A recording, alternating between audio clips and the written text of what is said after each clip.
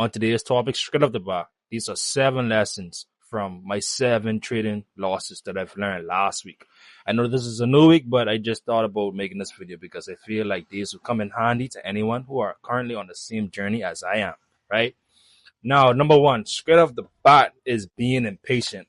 Now, I've watched multiple setups go up and down, trending upwards, downwards, ranging, and all of that, right?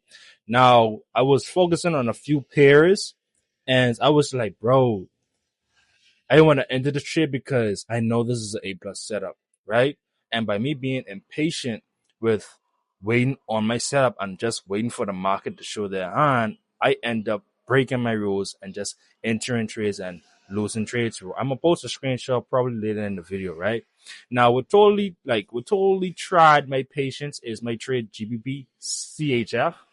I was in that trade from last week Friday. I decided to hold because it was a take profit one, right? So when the market finally opened, I just was waiting for the pair to actually go straight to my take profit. It took almost 2 days, bro. 2 days to actually hit my take profit, bro. So that trade absolutely tried my patience.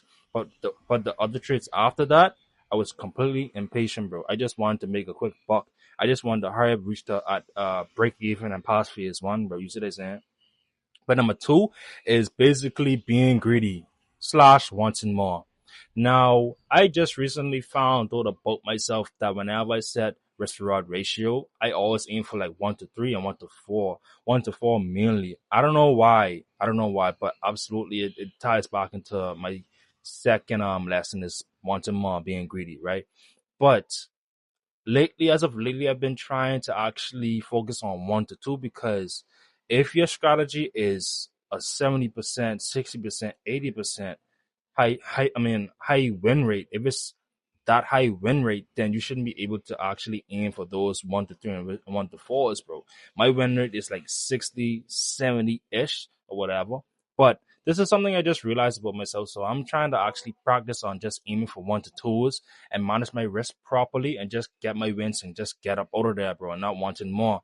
And just wait for the potential future sales, bro, that the market throws at me. Now, number three, not practicing the risk management. Now, you could come across YouTube, TikTok, Twitter, any social media platform, and everybody can tell you this same thing. This is repetitive, bro. The whole community has spoken about this one thing, bro, and that's practicing risk management. Risk management is truly important. Let's just say you have 2 trades you're taking, right? And you have a 1 to 2 risk reward ratio. Now, if you risk 1%, you could potentially win 2% of that trade. Now, if you take 10 trades in total, and 5 are wins and 5 are losses, you have a 50% win rate. You are like kind of at break even, but your wins over with your losses. You see what I'm saying? But if you have like a 1 to 1 risk reward ratio and you risk 1%, you ain't really gaining nothing, honestly. You currently at break even. You see what I'm saying? But practice risk management, bro. Just try to practice that as much as possible. Make that a continuous habit, bro. You see what I'm saying? Because risk management saved me, babe. Because my 7 losses, trust me, if I did not step away from the market after taking my GBP CHF trade, if I did not step away from that trade, I would have blown my fund in the account, bro. I was this close, bro. This close of actually blowing my fund in the account, bro.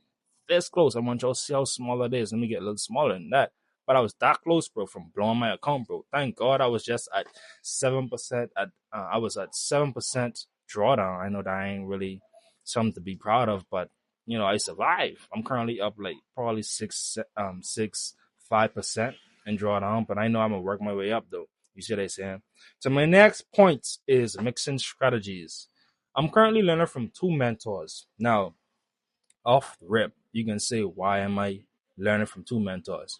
Number one is the first mentor I decided to follow under his teachings. I decided to follow him because he's from where I'm from, the Bahamas, and he's actually physical proof as to why, not why, but he's physical proof that trading is possible, bro. I watch bro live his life. I watch him have time freedom, financial freedom, all type of freedom, bro, that I desire. You see what I'm saying? So I actually decided to follow him. Now, don't get me wrong, he's a successful trader. He knows what he's talking about. He been through the ropes. He didn't have a lot of experience than me. But I just decided to actually learn from somebody else to learn more, but because I feel like there's actually more that I'm missing out when I'm taking trades, bro. because he trade support and resistance and breaking retest. Both are great strategies, don't get me wrong, but I feel deep down in my heart that I want to like know more to the point where I'm comfortable and confident of entering trades, because my first mentor, he confidently enter trades and I don't be confident in them. And I just watch the trades going to take profit, bro, in all honesty. And I'd be like, damn, I should have entered this trade. You see what I'm saying? But all this just can like builds me up and build up my confidence and my confluences later down the line, bro. You see what I'm saying? But the second mentor I'm currently learning from is Alex G. The first one is Desmond Kelly Jr. and the second one is Alex G. The reason why I decided to learn from Alex G is because I know he's more seasoned. He's been in this game for like almost a decade, 8 years, he said.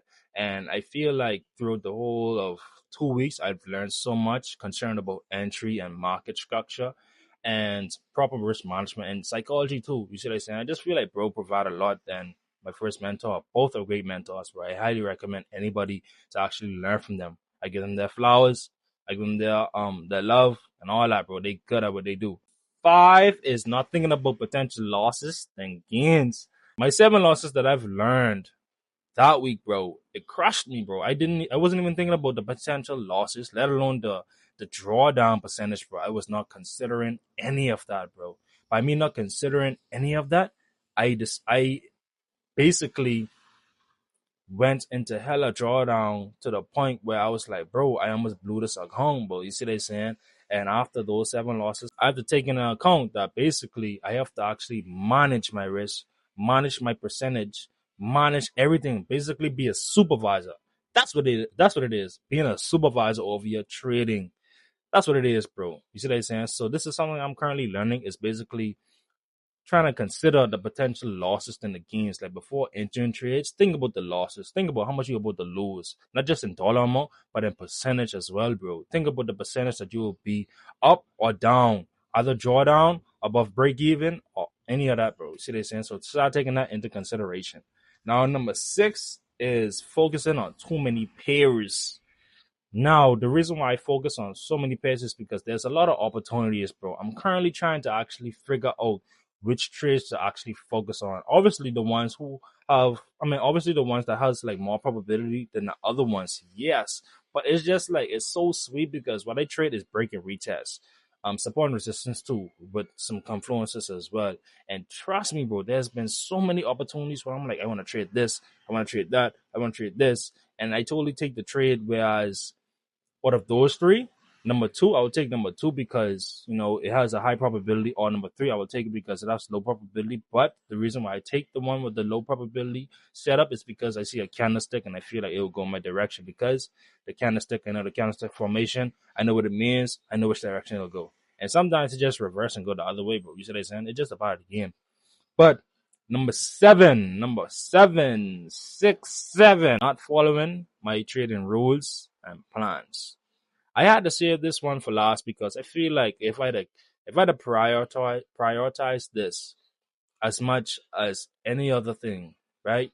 I would have passed my phase 1 and phase 2 challenge a long time ago.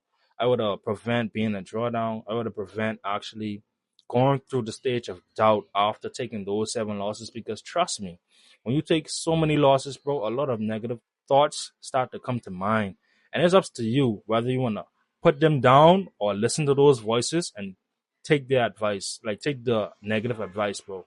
No, bro. As traders play, our job is to psychologically win, follow our trading rules and plans, and being a supervisor and just practice risk management, bro. That's our job, bro. There's nobody who's going to be watching our trades, but it's us, bro. It's literally me versus me, bro. You versus you. That's just what it is, bro. You see what I'm saying? But I had to save this for last because if I had to prioritize this above anything else, a lot would have been prevented, bro. You see what I'm saying? So don't forget to actually take these 7 lessons that I've given you, bro, because these 7 lessons that I've learned from my 7 losses were no joke, bro. Trust me, they were no joke, bro. But don't forget to like, comment, subscribe, leave a comment down below. Tell me what you think about this video. What are some tips and advice that you can give me that I can start implementing on my journey? Tell me what you want me to talk about. Like, just put it down all in the comments. Share with a friend, share with family. You know, just spread this abroad, because there's somebody older who's currently trading, who are currently like unprofitable, but at break even, but almost at the point where they're profitable soon. That needs to hear this, bro. Don't forget to like, comment, subscribe again.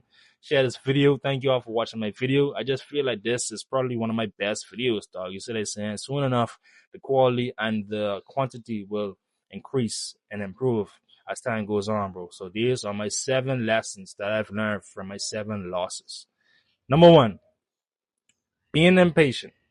Number 2, being greedy. I'm reading off of my book right now. Being greedy. Number 3, not practicing risk management.